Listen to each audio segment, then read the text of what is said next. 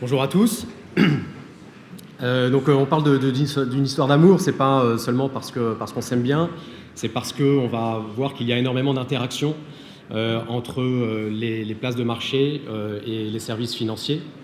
Avant de rentrer dans ce détail, en fait, il faut bien comprendre, quand on parle du marché des marketplaces, il faut comprendre de quoi on parle. Donc les marketplaces, c'est la faculté d'une plateforme à organiser la rencontre entre des acteurs qui vont vendre des biens ou des services et des acheteurs qui viennent acheter des biens, se fournir de biens ou de services. Ce marché, il est estimé comme être un marché énorme à horizon 10 ans. On parle d'un marché de quasiment 1000 milliards d'euros en Europe. Pour vous donner une idée, 1000 milliards, c'est le marché du luxe dans le monde ou le marché mondial du bio aujourd'hui. Le marché du luxe, c'est peut-être un chouïa un peu supérieur à ça. Les marketplaces, on peut les diviser déjà dans 3 grandes catégories, sans doute un peu plus encore, mais au moins 3 grandes catégories. Les premières, on va parler du crowdfunding qui prend une place très importante. C'est l'organisation de la rencontre entre les prêteurs, les emprunteurs, les donateurs, les marketplaces B2B. Et on va rentrer un peu plus dans cette catégorie-là en suivant avec un exemple concernant la société Engie, le groupe Engie, qui organise qui va en fait sublimer l'expérience de e-procurement. Et les marketplaces B2C qui sont celles qu'on connaît, Amazon en tête, mais également Fnac.com, Darty.com, qui sont ces sites qui ont décidé de rajouter à leur marque d'autres marques pour venir enrichir la proposition de valeur de leur place de marché. Alors, lorsque la place de marché se crée, elle va avoir à rencontrer différents enjeux et qu'on peut classer par 3 grandes catégories. La première, c'est des enjeux réglementaires, puisque dès lors qu'on est place de marché, eh bien, on va potentiellement monétiser sa place de marché dans la plupart des cas. Et lorsqu'on monétise sa place de marché, eh bien, on va se retrouver à collecter et détenir des fonds pour le compte de nos marchands. Et cette activité, c'est une activité qui est réglementée par la directive des services de paiement. À cette occasion, on va notamment parler de cantonnement des fonds.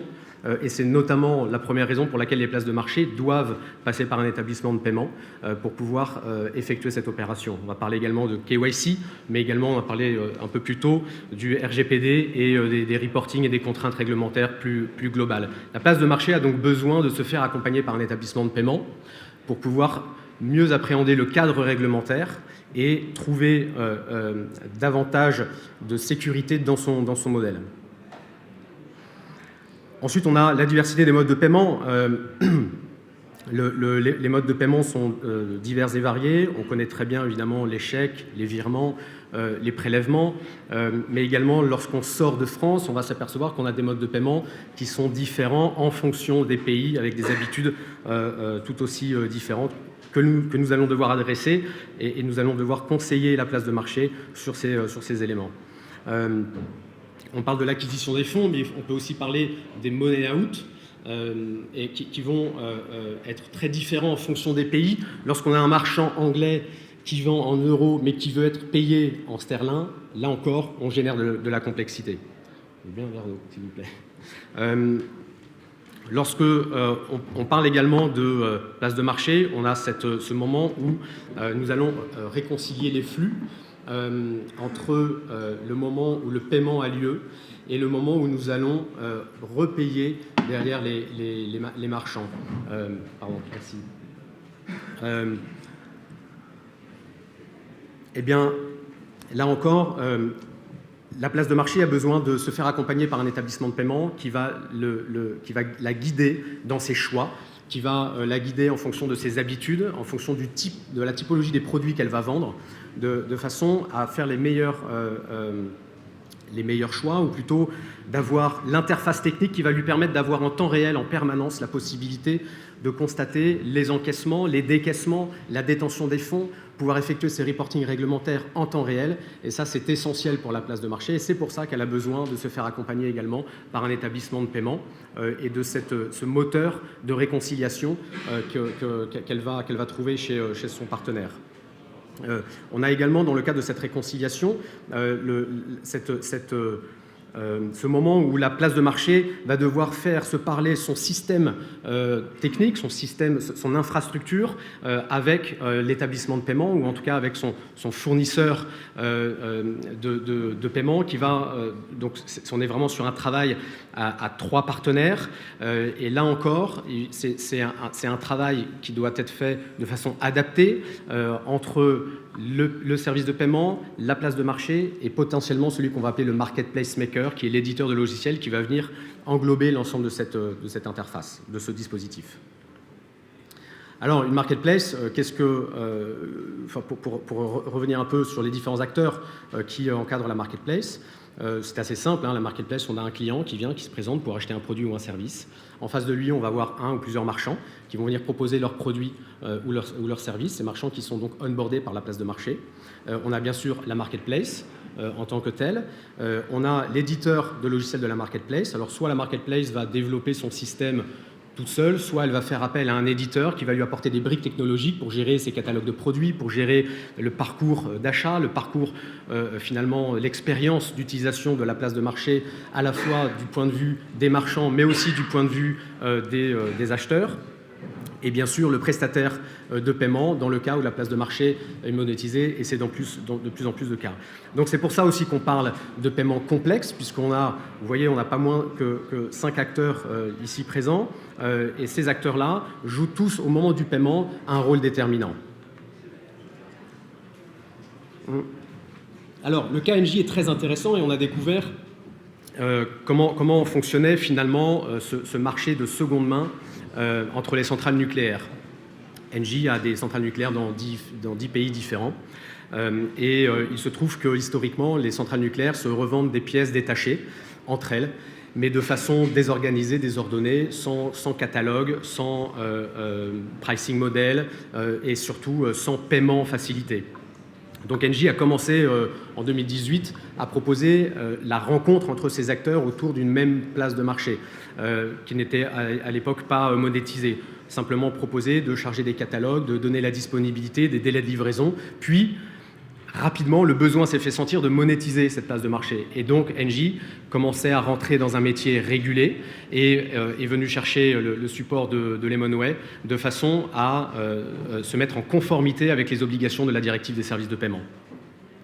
Le challenge était donc à différents niveaux, un challenge business bien sûr, un challenge d'optimisation de ces flux, un challenge évidemment réglementaire et un challenge technique pour venir encadrer ce dispositif.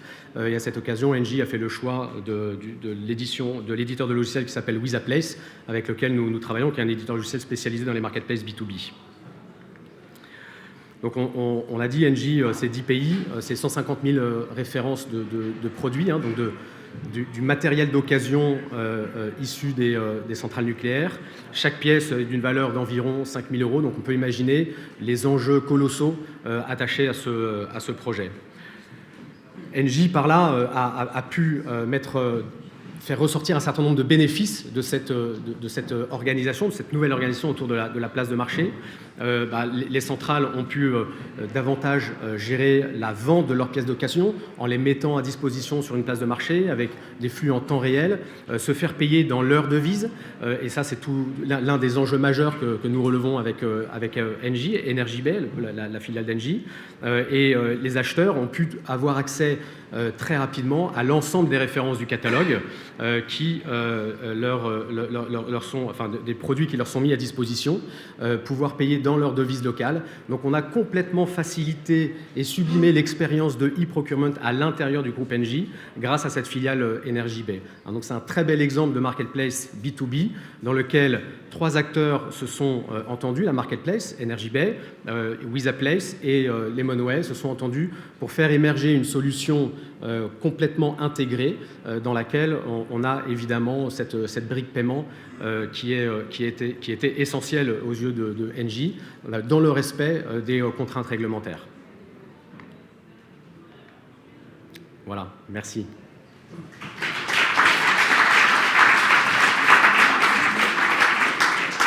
Merci Antoine pour cette présentation. Une première question en lien avec la stratégie de Lemonway. Donc, vous êtes un acteur reconnu de la nouvelle économie à l'échelle européenne. Vous avez développé des activités dans différents pays européens. Quelle est votre stratégie en matière d'expansion géographique, aussi bien en Europe que dans d'autres régions du monde? Donc aujourd'hui, on est déjà, grâce à la DSP, nous sommes déjà en capacité d'opérer dans 29, un peu plus, 31 pays européens et amis. Nous sommes présents dans 12 pays, nous avons des clients dans 12 pays européens, et notre ambition est déjà de bien couvrir l'Europe, mais sans doute qu'à horizon 18-24 mois, nous allons regarder à sans doute nous étendre un peu en Asie, et nous allons regarder ce qui se passe aussi en Amérique du Nord, là où le marché est en train de se réorganiser, plutôt dans une tendance européenne. Une deuxième question, peut-être un peu plus marché. On a beaucoup parlé de la réglementation relative à l'évolution des services bancaires et notamment sur la partie paiement. Quels sont les enjeux que vous identifiez à date en termes réglementaires sur tout le sujet marketplace ? Bon, des enjeux réglementaires, il y en a beaucoup, surtout en ce moment. On en a un qui est majeur, qui est l'authentification forte, l'authentification renforcée, qui devait avoir lieu lundi. Je crois que ça a été évoqué tout à l'heure, qui finalement va se faire avec un délai aménagé et puis des différents milestones pour pouvoir aboutir de façon assez définitive et renforcée au mois de mars 2021. Donc ça, c'est un enjeu qui est très important, puisque nous n'avons pas la main, nous, tout seuls, sur cette authentification forte, mais nous travaillons beaucoup avec l'ensemble des partenaires qui nous accompagnent et que nous utilisons pour pouvoir proposer nos services. Ça, c'est un premier enjeu. Le deuxième enjeu, qui n'est pas des moindres non plus, parce que beaucoup d'incertitudes autour de celui-ci, c'est le Brexit. Nous sommes particulièrement bien présents en Angleterre. Le Brexit, avec toutes les incertitudes qui vont derrière, c'est un enjeu pour nous. Le premier, c'est nous assurer qu'on peut continuer à opérer notre service grâce à l'autorisation donnée par le régulateur, donc la FCA, le régulateur UK.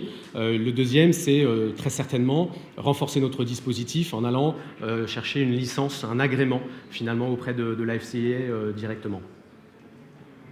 Merci. Est-ce que vous avez des questions ou des remarques pour Antoine Orsini ? Oui ?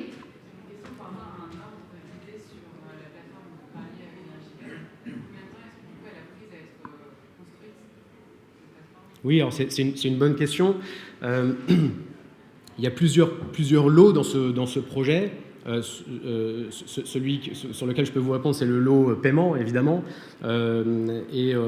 Alors, dans le lot paiement, il y a deux sous-lots. Il y a un lot réglementaire qui est très fort, donc c'est la mise en conformité de la plateforme, avec tout ce qu'on peut imaginer de complexité et de précautions autour d'un grand groupe comme le groupe Engie. Donc ça, c'est un délai qui est relativement long, même si Lemonway a un certain nombre de shortcuts, de raccourcis pour pouvoir mettre en conformité nos clients. Toutefois, voilà, il fallait discuter avec ce groupe, et donc ça a bien pris entre 2 et 3 mois, ce qui est à la fois long et très court. Et puis après, il y a la solution technique, c'est-à-dire l'intégration de notre API dans le cœur du système Engie. Et donc ça a été très rapide pour le coup, parce que comme nous étions déjà intégrés avec Wizaplace, qui est ce marketplace maker, eh bien, on peut estimer que les cadrages, on va dire les paramétrages fins liés aux demandes, aux spécificités d'Engie, ça a été l'objet de 6 à 8 semaines. Merci. Et les deux se recouvrent, évidemment. On peut gérer les deux blocs en même temps. Merci pour cette intervention. Merci Andrea.